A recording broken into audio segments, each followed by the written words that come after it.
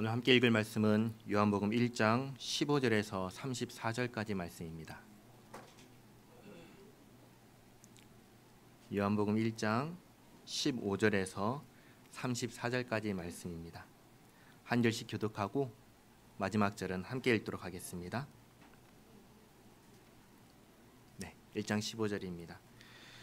요한이 그에 대하여 증언하여 외쳐 이르되 내가 전에 말하기를 내 뒤에 오시는 이가 나보다 앞선 것은 나보다 먼저 계심이라 한 것이 이 사람을 가리킴이라 하니라. 우리가 다 그의 충만한 데서 받으니 은혜 위에 은혜로라.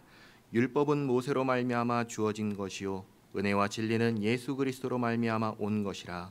본래 하나님을 본 사람이 없으되 아버지 품속에 있는 독생하신 하나님이 나타내셨느니라.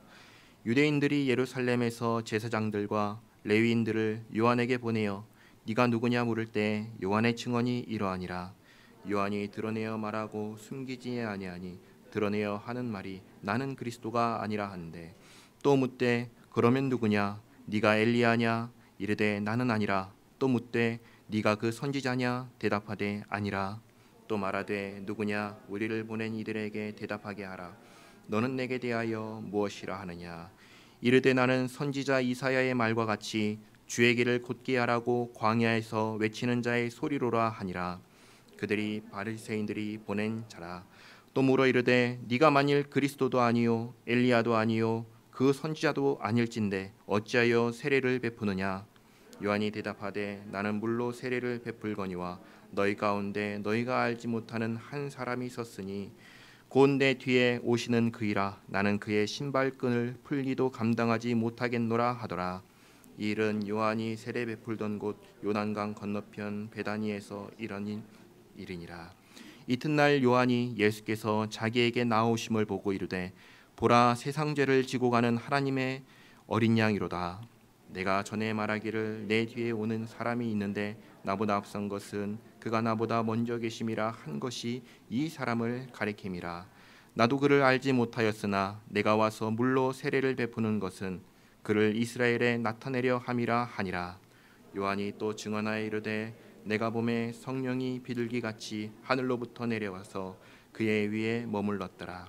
나도 그를 알지 못하였으나 나를 보내어 물로 세례를 베풀라 하신 그이가 나에게 말씀하시되 성령이 내려서 누구 위에든지 머무는 것을 보거든 그가 곧 성령으로 세례를 베푸는 이인 줄 알라 하셨기에 내가 보고 그가 하나님의 아들이심을 증언하였노라 하니라. 아멘. 오늘도 하나님의 은혜가 저와 여러분에게 함께하기를 기원합니다.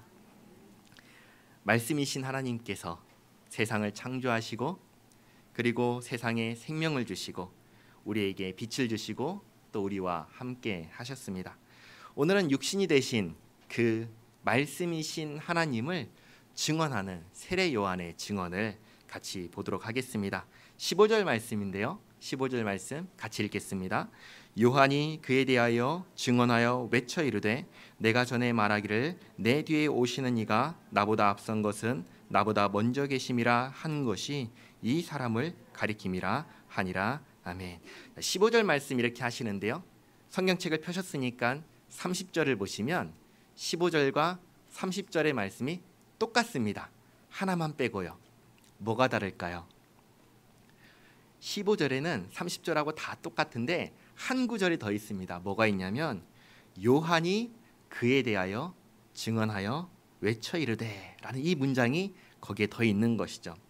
15절부터 오늘 읽었던 34절까지 말씀을 보시면 네 번에 걸쳐서 요한이 증언해서 요한이 증언했다, 요한이 증언한다 라고 얘기를 하십니다. 15절, 19절, 32절, 34절 네 번에 걸쳐서 말씀하는데요. 그러니까 세례 요한이 예수님께서 누구신지를 사람들에게 미리 앞서서 알린 것입니다. 그 다음 16절 17절 말씀 또 같이 한번 읽겠습니다. 16절 17절까지 읽겠습니다.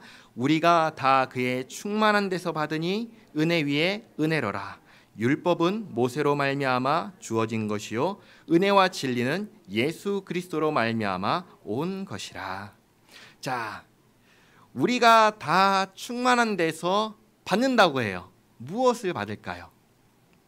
은혜를 받는다는 거예요. 그래서 은혜 위에 은혜로라 얘기를 하시는 거예요. 그래서 모세를 통해서는 무엇을 받았냐 했을 때 율법을 받았다라고 얘기를 하시고, 예수님을 통해서는 무엇을 받았냐라고 했을 때 은혜와 진리를 받았다라고 말씀을 하십니다. 자, 모세를 통해서 무엇을 받았다고 하셨죠? 율법을 받았다고 하셨죠. 한번 생각해 볼까요? 율법은 좋은 것일까요? 나쁜 것일까요? 좋은 것이죠. 율법은 좋은 것입니다. 왜 좋은 것일까요? 율법이 있어야지 우리가 알 수 있는 것이 있습니다. 율법이 없으면 우리가 알 수 없는 것이 있어요. 그게 뭔지 아세요? 무엇이 옳은지, 무엇이 그른지에 대한 것입니다. 무엇이 선한지, 무엇이 악한지에 대한 것입니다. 하나님께서 무엇을 기뻐하시는지, 하나님께서 무엇을 싫어하시는지 율법이 있어야 비로소 우리가 알 수 있습니다. 한번 생각해 보실까요? 만약에 율법이 없다면 무슨 일이 일어날까요? 율법이 없으면 우리는 무엇이 선인지 무엇이 악인지 알 수 없습니다. 그런데 생각해 보십시오. 우리가 살아갈 때 선악을 판단한 일이 있을까요? 없을까요? 있죠. 근데 율법이 없어요. 그럼 무엇으로 판단할까요? 사람이 만들어야겠죠? 그럼 사람이 무엇을 가지고 만들까요? 사람들의 생각으로 만들죠. 사람들이 기준이 돼서 만듭니다.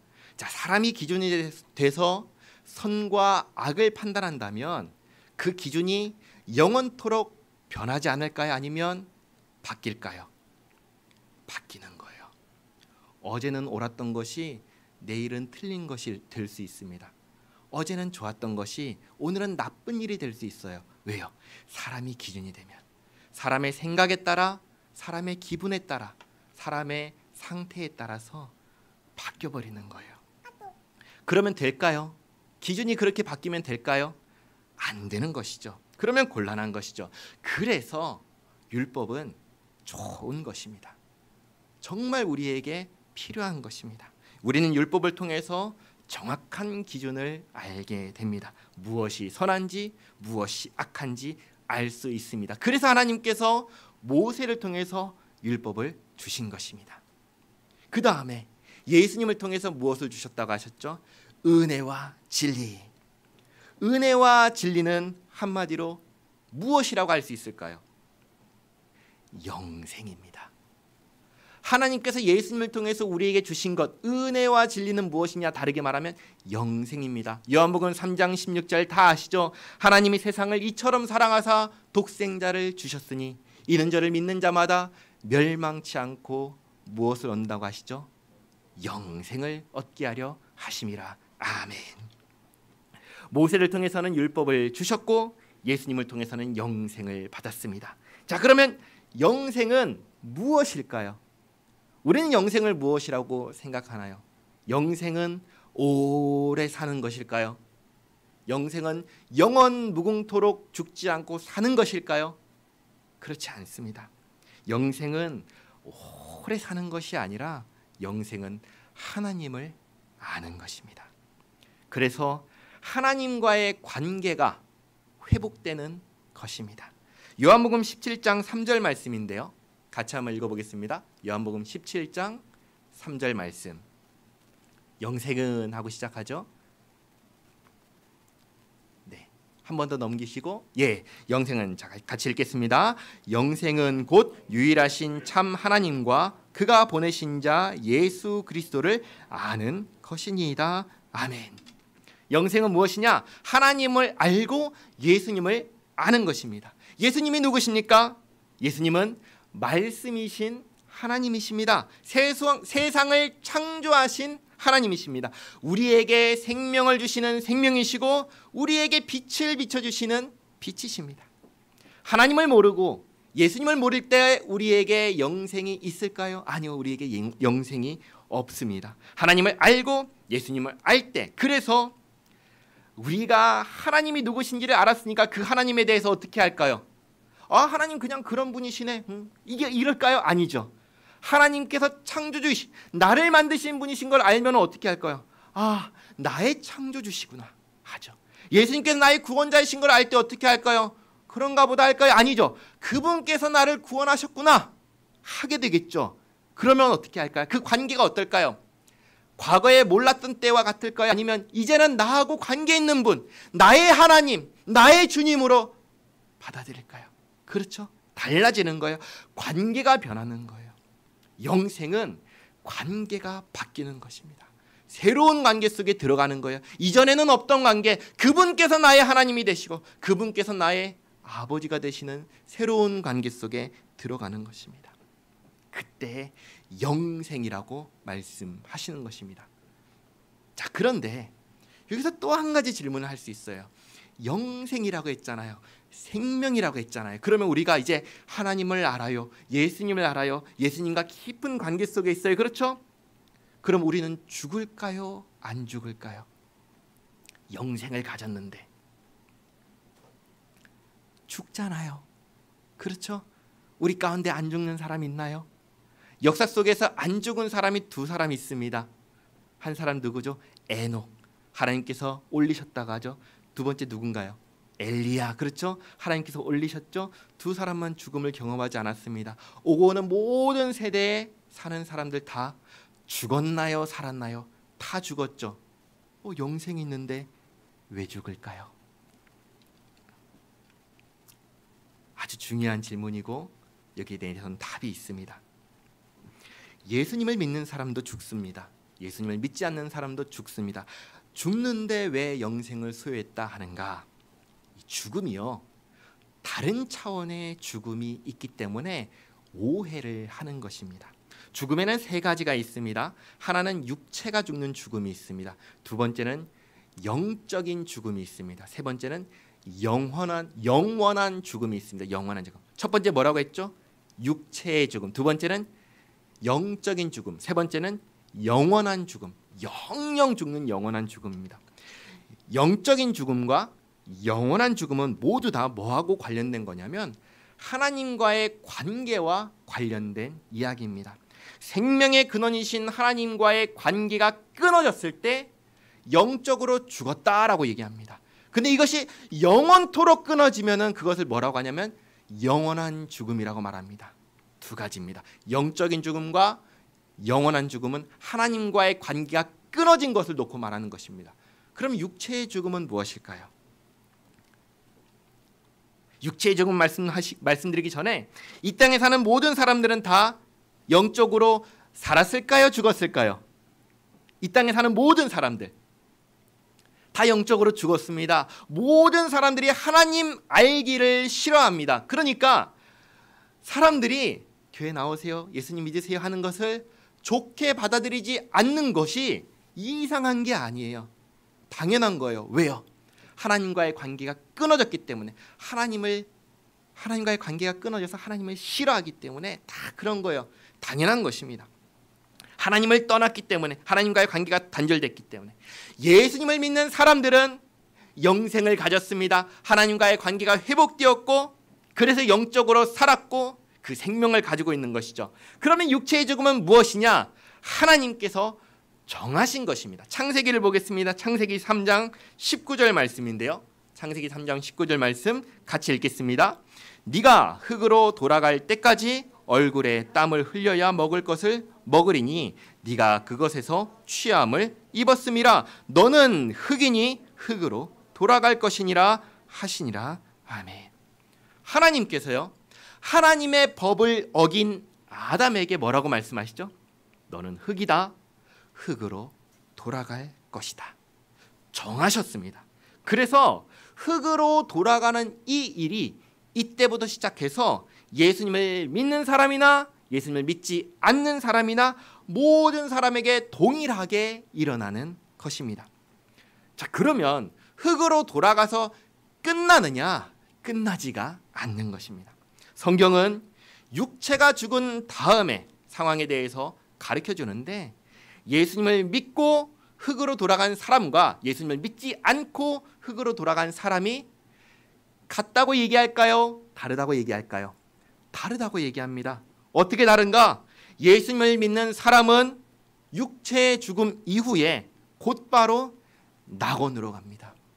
이것은 예수님께서 십자가에서 하신 말씀인데요. 누가복음 23장 42절 43절 말씀 같이 읽겠습니다.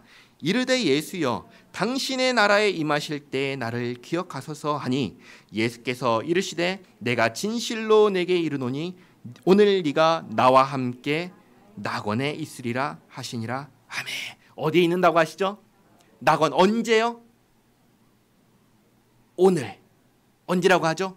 오늘. 그렇죠? 오늘이죠. 먼 훗날이라고 하시나요? 아니죠. 내일이라고 하시나요? 아니죠. 오늘. 죽으면 곧바로. 그러니까 예수님을 믿는 모든 사람들은 다 육체가 죽은 이후에 다 어디로 가냐? 낙원으로 갑니다. 어떻게 그럴 수가 있는가? 영생을 얻었기 때문입니다. 하나님과의 관계가 회복되었기 때문입니다. 그래서 그 죽은 자의 영혼을 하나님께서 데려가시는 것입니다. 어디로요? 하나님께로요. 하나님께서 함께 하시는 거예요. 그러면 예수님을 믿지 않는 사람들은, 영생을 얻지 못한 사람들은 이 육체가 죽은 다음에 어떻게 될까요? 지옥에 가게 되는 것이죠. 요한복음 8장 21절 말씀 같이 한번 읽겠습니다. 다시 이르시되 내가 가리니 너희가 나를 찾다가 너희 죄 가운데서 죽겠고 내가 가는 곳에는 너희가 오지 못하리라. 무엇 가운데 죽는다고 하시죠? 죄 가운데. 그리고 내가 가는 곳, 내가 누구죠? 예수님. 예수님께서 가시는 곳에 온다고 해요? 못 간다고 해요? 못 간다고 하시죠. 아까 십자가에서 강도에게 예수님께서 오늘 네가 누구와 함께? 예수님과 함께 어디에 있는다고 했죠? 낙원에 있는다고 하셨죠. 그런데 이 사람들에게는 죄 가운데 죽으면서 나하고 같이 있을 수 있다고 해요? 없다고 해요? 없다고 해요. 예수님께서 낙원에 계시는데 낙원에 간다는 거예요? 못 간다는 거예요? 못 간다는 것이죠. 그럼 어디로 갈까요?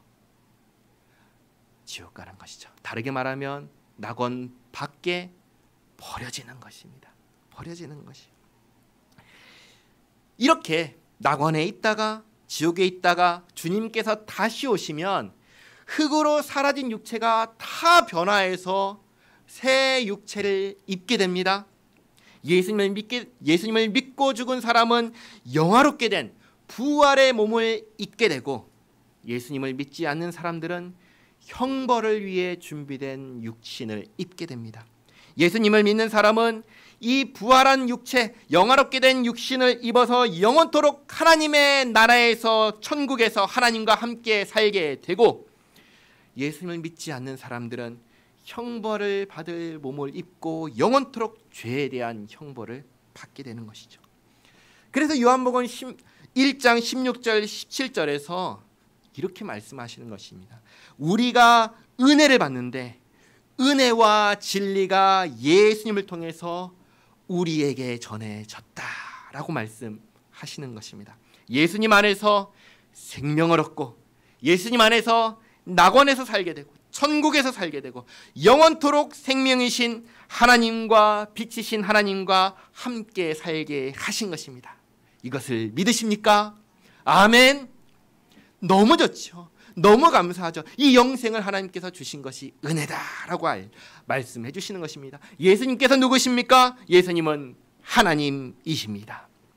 그래서 예수님께서 이 땅에 오셨는데 그 예수님께서 오시기 전까지 이 땅에 그 누구도 하나님을 본 사람이 있다고 해요? 없다고 해요? 아무도 없다고 해요. 그런데 예수님께서 오심으로 이 땅에 예수님께서 하나님을 나타내셨습니다. 보여주셨습니다. 요한복음 1장 18절 말씀 같이 한번 읽어보겠습니다. 본래 하나님을 본 사람이 없으되 아버지의 품속에 있는 독생하신 하나님이 나타내셨느니라. 아버지 품속에 계신 독생하신 하나님께서 하나님을 어떻게 하셨어요? 나타내셨다, 보여주셨다라는 것이죠. 요한복음 마지막에 보면은 빌립이 예수님께 이런 요청을 합니다. 예수님, 우리가 아버지를 볼 수 있으면 좋겠습니다. 하나님을 보고 싶습니다. 이렇게 얘기를 하니까 예수님께서 이렇게 대답하십니다. 나를 본 자는 아버지를 보았다. 요한복음 14장 8절과 9절 말씀인데요. 같이 한번 읽겠습니다. 빌립이 이르되 주여 아버지를 우리에게 보여 주옵소서. 그리하면 족하겠나이다. 예수께서 이르시되 빌립아 내가 이렇게 오래 너희와 함께 있으되 네가 나를 알지 못하느냐? 나를 본 자는 아버지를 보았거늘 어찌하여 아버지를 보이라 하느냐? 아멘. 네가 그토록 나랑 오래 있었는데 나를 보았는데 내가 누구인지 아직도 모르니? 나를 본 자는 아버지를 보았다. 예수님께서 이 땅에 계심으로 하나님이 누구신지를 보여주신 것입니다. 이 땅에 예수님을 통해서 하나님을 보았습니다. 언제요? 옛날에. 지금 아니죠. 예수님 언제 계셨죠? 2000년 전에 1세기에 그때 그 땅에 살던 사람들 복 받았죠. 예수님을 보고 하나님을 보았으니까요. 오늘날에는 어떨까요? 오늘날에는 어떨까요? 오늘날에는 교회를 통해서 하나님을 보게 되는 것입니다. 교회는 무엇인가요? 교회는 예수님의 몸입니다. 예수님의 몸은 누구일까요? 예수님의 몸은 누구일까요? 교회죠. 교회는 누구인가요? 나죠. 저와 여러분이죠. 우리가 교회죠. 그러니까 이 세상이 누구를 통해서 하나님을 볼까요? 저 여러분을 통해서 보게 되는 것입니다. 세상은 우리를 통해서 하나님을 봅니다. 자, 그러면 교회가 하는 아주 중요한 것이 있습니다. 교회가 하는 일 무엇일까요? 지금 우리가 하고 있는 이 일입니다. 지금 우리는 무엇을 하고 있죠? 예배를 하고 있죠. 하나님을 예배하는 것이죠. 교회가 하는 정말 중요한 일, 예배하는 것입니다. 레위기를 보시면 지난 한 주 동안 레위기를 계속 묵상했습니다. 레위기를 보시면 하나님께서 안식일마다 두 가지를 하라고 말씀하십니다. 첫 번째는 뭐냐? 일하지 말아라. 안식일마다 일하지 말아라. 첫 번째. 두 번째, 성회로 모여라. 뭐 하라고요? 성회로 모여라. 일하지 말라고 하셨으니까 놀까요? 일하지 말라고 하셨으니까 하루 종일 누워 있을까요? 아니죠. 주중에 하던 일을 멈추라고 하신 겁니다. 주중에는 열심히 일하라고 하셨어요. 주중에 대충 일하라고 하지 않으셨어요. 주중에는 열심히 일하고 너에게 주어진 일을 성실하게 주중에 감당하고 주일에는, 안식일에는 그 모든 일을 다 멈추고 모여서 무엇을 할까요? 예배를 하는 겁니다. 예배를 하는 것입니다. 그러니까 교회가 해야 하는 가장 중요한 일이 있는데 그게 뭐냐면 예배입니다. 이 세상 사람들이 여기에 교회가 있구나 라는 것을 무엇을 통해서 보게 될까요? 예배하는 모습을 통해서 보게 됩니다. 다른 것들, 다른 기관에서도 다 합니다. 봉사 교회만 하나요? 다른 곳에서 다 합니다. 헌신 교회만 하나요? 다 합니다. 일 교회만 하나요? 다 합니다. 다 하는데 이 세상 그 어디에서도 하지 않는 것 딱 한 가지, 예배. 어디서만 할까요? 교회에서만 하는 것입니다. 예배하지 않으면 교회가 여기에 있는지 없는지 전혀 알 수 없습니다. 교회만이 하나님을 예배하기 때문입니다. 교회만이 하나님을 나타내기 때문입니다. 그래서 오늘 이렇게 하나님을 예배하러 오신 여러분 정말 잘 오신 것입니다. 잘 하신 것입니다. 자, 이제 세례 요한의 증언을 보겠습니다. 세례 요한이 유대인들과 대화를 합니다. 유대인들이 세례 요한에게 이렇게 질문을 합니다. 너는 도대체 누구냐? 너는 도대체 누구냐? 그러니까 세례 요한이 대답을 합니다. 첫 번째, 나는 그리스도가 아니다. 나는 그리스도가 아니다. 대답을 합니다. 그러니까 이제 또 질문합니다. 그러면 도대체 너는 누구냐? 너는 그러면 엘리야냐? 그 선지자냐? 하고 질문하죠. 엘리야냐라고 질문한 이유가 있습니다. 성경을 보시면 성경 맨 마지막에 있는 성경이 있습니다. 구약 성경 맨 마지막에 뭐가 있죠? 말라기가 있죠. 말라기. 그 말라기 선지자를 통해서 하나님께서 하신 말씀이 있어요. 그게 뭐냐면 말라기 4장 5절 말씀인데요. 내가 선지자를 보내겠다라는 말씀하십니다. 4장 5절 말씀 같이 읽겠습니다. 보라, 여호와의 크고 두려운 날이 이르기 전에 내가 선지자 엘리야를 너희에게 보내리니. 누구를 보낸다고 하셨죠? 엘리야. 하나님께서 말라기 선지자를 통해서 엘리야를 보내겠다고 하셨으니까 유대인이 이 성경의 말씀을 그대로 받잖아요. 그럼 누구를 기다릴까요? 엘리야를 기다리는 것입니다. 엘리야. 자, 그런데 세례 요한이 뭐라고 대답했죠? 나는 엘리야가 맞다라고 했어요? 아니라고 했어요. 아니라고 했죠. 그 세례 요한은 자기가 아니라고 했어요. 그런데 마태복음을 보시면 예수님께서 세례 요한을 누구라고 하시죠? 세례 요한을 가리켜서 엘리야라고 하세요. 마태복음 17장 12절 13절 말씀 같이 한번 읽겠습니다. 내가 너에게 말하노니 엘리야가 이미 왔으되 사람들이 알지 못하고 임의로 대우하였도다. 인자도 이와 같이 그들에게 고난을 받으리라 하시니 그제서야 제자들이 예수께서 말씀하신 것이 세례 요한인 줄을 깨달으니라. 그러니까 예수님께서 이 말씀하시기 전에는 제자들도 몰랐고 사람들도 몰랐고 심지어 누구도 몰랐냐면 당사자도 몰랐어요. 세례 요한도 몰랐습니다. 세례 요한이 말라기 선지자를 통해서 말씀하신 그 엘리야가 맞는데 세례 요한 자신도 몰랐던 거죠. 그래서 나는 세례 요한이지 나는 엘리야가 아니다라고 얘기를 한 거예요. 이럴 수가 있는 것이죠. 근데 오해하지 말아야 될 것이 한 가지가 있습니다.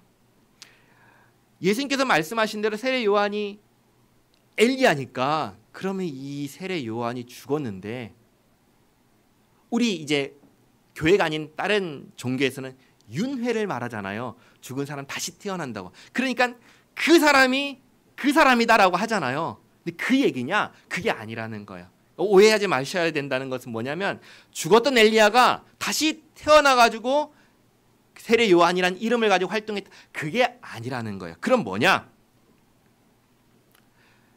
세례 요한의 심령을 가지고 세례 요한과 같은 사역을 아니지 세례 요한이 아니고 선지자 엘리야와 같은 심령을 갖추고 같은 사역을 세례 요한이 했기 때문에 예수님께서 그가 그다라고 말씀하신 거야. 그러니까 세례 요한은 엘리야를 봤어요?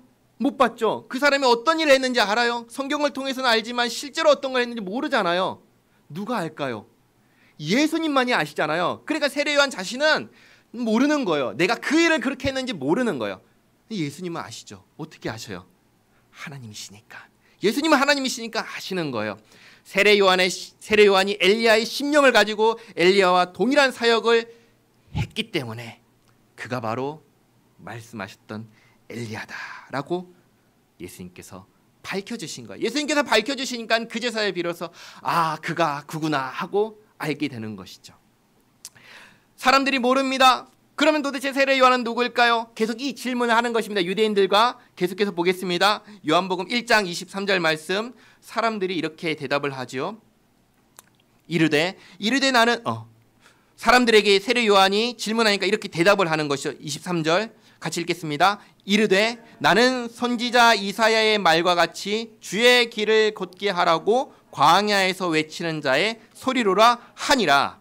그러니까 뭐냐면 사람들이 묻잖아요. 넌 누구냐? 난 그리스도가 아니다. 그럼 넌 도대체 누구냐? 엘리야냐? 아니다. 나는 누구냐면 얘기하는 거예요. 뭐라고 얘기했죠? 나는 광야에서 외치는 자의 소리다. 어떤 걸 외치죠?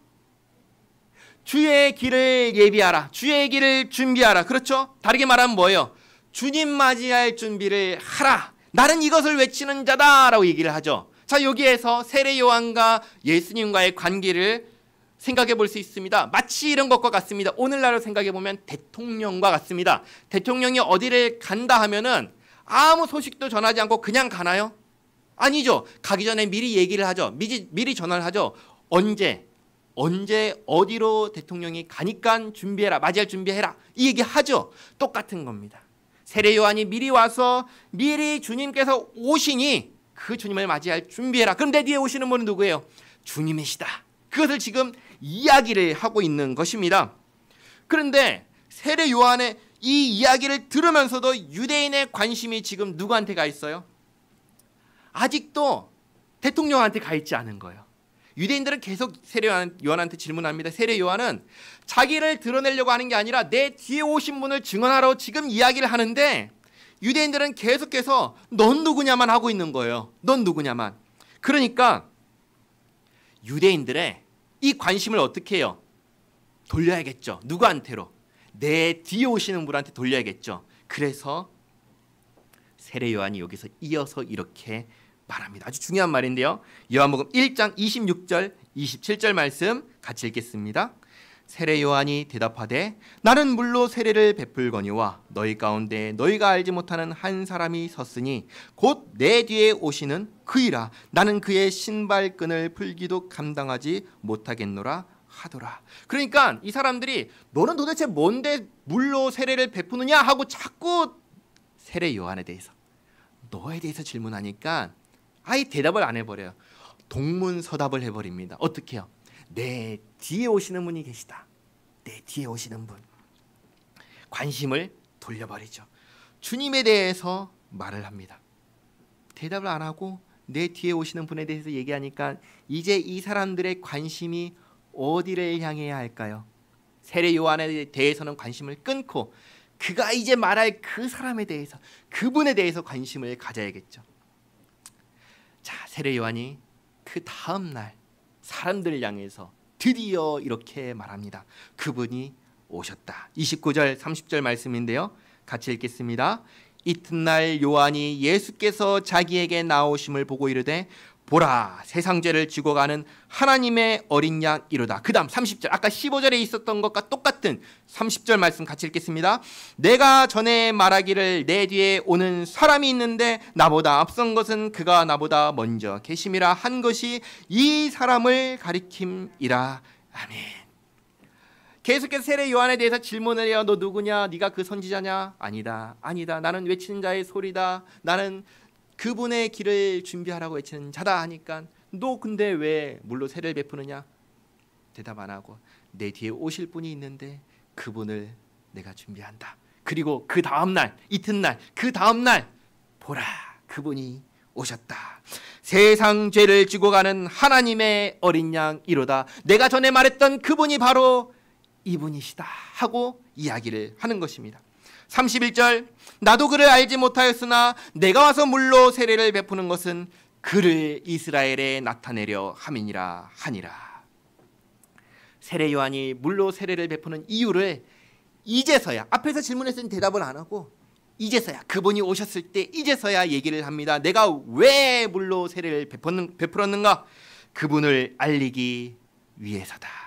내 뒤에 오시는 분, 그분이 누구시냐? 그분이 바로 이분이신데 이분은 하나님의 어린 양이시다. 내가 이분을 알리기 위해서 물로 세례를 베풀었다. 얘기를 하는 것이죠. 32절에서 34절 말씀 또 같이 읽겠습니다. 요한이 또 증언하여 이르되 내가 보매 성령이 비둘기같이 하늘로부터 내려와서 그의 위에 머물렀더라. 나도 그를 알지 못하였으나 나를 보내어 물로 세례를 베풀라 하신 그이가 나에게 말씀하시되 성령이 내려서 누구 위에든지 머무는 것을 보거든 그가 곧 성령으로 세례를 베푸는 이인 줄 알라 하셨기에 내가 보고 그가 하나님의 아들이심을 증언하였노라 하니라. 아멘. 이거 보면은 세례 요한이 내 뒤에 오실 분이 오신다는 건 알았는데 누구신지 알았다고 해요? 몰랐다고 해요? 몰랐다고 하죠. 그죠? 근데 33절을 보시면 나를 보내요. 물로 세례를 베풀라 하신 그가 말씀하셨습니다. 물로 세례를 베풀라 하신 분은 누구일까요? 세례 요한에게 시켜서 물로 세례를 베풀어라 하신 분 누구일까요? 하나님이시겠죠. 6절 말씀을 보시면 1장 6절 말씀을 보시면 세례 요한을 하나님께로부터 보냄받은 사람이라고 소개를 하죠.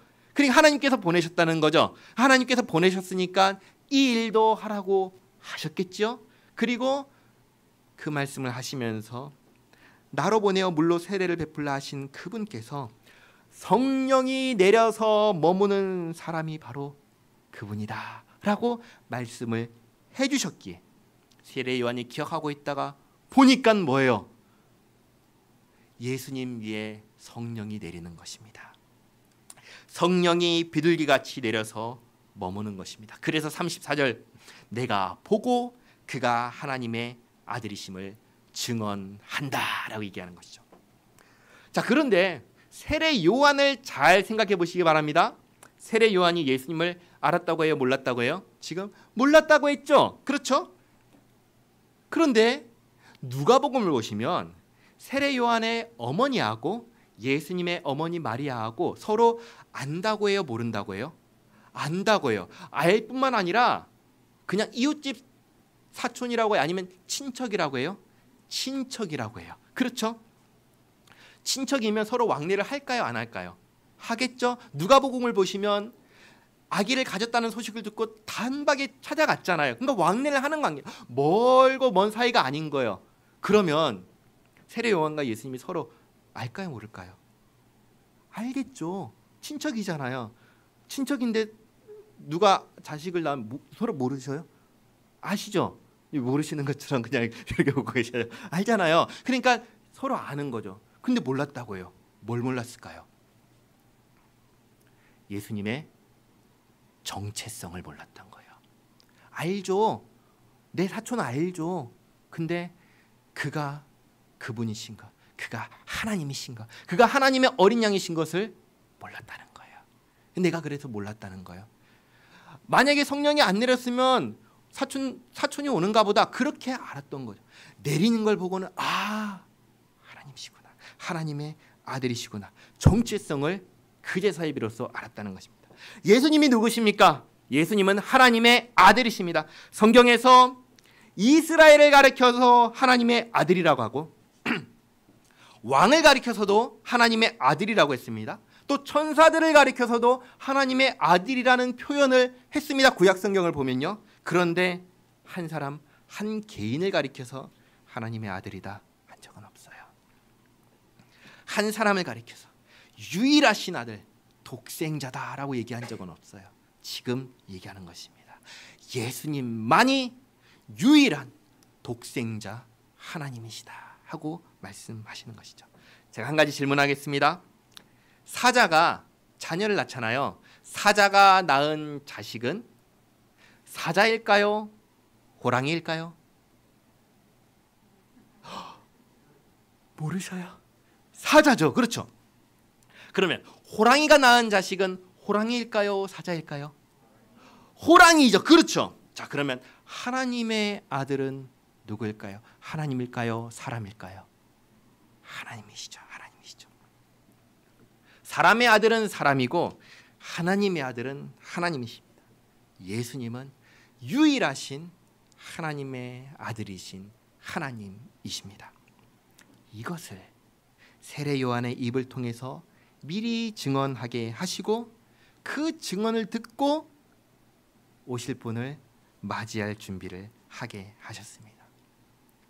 마지막으로 예수님께서 누구신가? 세례 요한이 이렇게 얘기했죠. 세상 죄를 지고 가는 하나님의 어린 양이로다 얘기했죠. 모세를 통해서 주신 하나님의 율법을 보면 이스라엘 개인의 죄를 지고 죽는 가축이 있습니다. 속죄제죠. 그렇죠? 속죄 제사를 드릴 때 양을 잡고 소를 잡고 염소를 잡고 하면서 한 개인의 잘못을 지고 죽는 가축이 있었습니다. 또 이스라엘 민족의 죄를 등에 지고 죽는 가축이 있었습니다. 이 가축들은 다 누구를 가리킬까요? 예수님을 가리키는 것입니다. 이스라엘의 개인 혹은 이스라엘 민족의 죄만을 짊어진 것이 아니라 과거로부터 미래에 이르기까지 오고 오는 모든 사람들의 죄를, 이 세상의 죄를 짊어지신 분, 세상 죄를 짊어지신 분이 바로 예수님이십니다. 저와 여러분의 죄를 짊어지신 것입니다. 내가 범한 죄는 내가 범한 거예요? 예수님이 범하신 거예요? 내가 범한 것이죠. 내가 범한 거예요. 그런데 그 죄로 인한 형벌은 누가 받아야 될까요? 내가 받아야 할까요? 예수님이 받으셔야 될까요? 내가 받아야 되죠. 그 형벌을 예수님께서 대신 받으신 것입니다. 예수님께서는 내가 범한 죄의 형벌을 담당하셨습니다. 내가 받아야 하는 벌을 대신 받으신 것입니다. 내가 받아야 하는 죄값을 대신 받으시고 이 사실을 믿는 모든 사람들을 자기 백성, 하나님의 백성 되게 하신 것입니다. 2000년 전에 나를 위하여 죽으신 예수님을 믿는 믿음이 있기에 우리는 오늘 이곳에 모여서 그 은혜에 감사하며 하나님을 예배하는 것입니다. 그렇다면 우리가 무엇을 해야 될까요? 특별한 헌신, 특별한 봉사 다 필요하고 다 중요합니다. 그 중에 제일 중요한 것은 무엇이라고 말씀드렸죠? 하나님을 예배하는 이 자리를 지키는 것입니다. 자기 자리를 지키는 것이 가장 중요합니다. 이것 말고 다른 것을 해야지 그런 생각하지 마세요. 차라리 다른 것을 조금 내려놓고 예배의 자리를 지키시기 바랍니다. 제일 중요한 것은 하나님을 예배하는 것입니다. 잊지 마시기 바랍니다. 기도하겠습니다. 하나님 감사합니다. 생명의 근원도 모르고 빛을 비추시는 이도 모르고 그저 내가 전부인 양 살아가는 멸망할 수밖에 없는 사람을 살리기 위하여 아들 예수님 보내주시고 예수님을 십자가의 대속으로 말미암아 모든 믿는 자에게 구원을 베푸신 은혜를 감사드립니다. 이 땅 가운데 하나님의 영광을 보여주시고 이제는 주님의 몸된 교회를 통하여 하나님의 영광을 드러내게 하셨사오니 저희 한 사람 한 사람의 인생을 사용하셔서 주님 영광되게 하옵시고 이렇게 함께 모여 하나님을 예배할 때마다 이 땅 가운데 주님 영광 나타내게 하옵소서. 예수님의 이름으로 기도하옵나이다. 아멘.